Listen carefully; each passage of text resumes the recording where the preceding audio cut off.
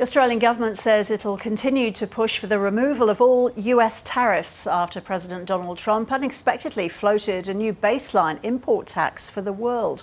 Mr. Trump said the rate would likely be between 15% and 20%, which would mean Australian products could be hit with double the current 10% tariff.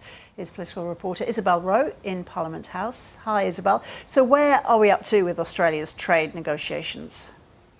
Well, look, this news, as it often does from the US president, came as a bit of a surprise overnight. Ministers were asked about it this morning and weren't entirely sure of the government's position. But we have got a statement from the Trade Minister, Don Farrell, in response to this.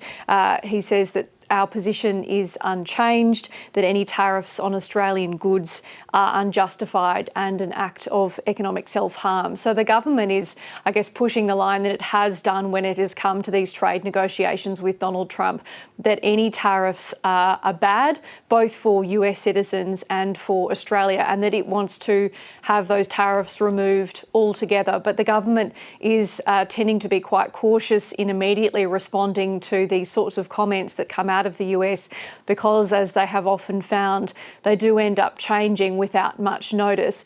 The coalition has weighed in and said that they think, or at least James Patterson has said that he thinks that there is enough evidence now that there is some sort of issue or breakdown in the relationship between the US and Australia.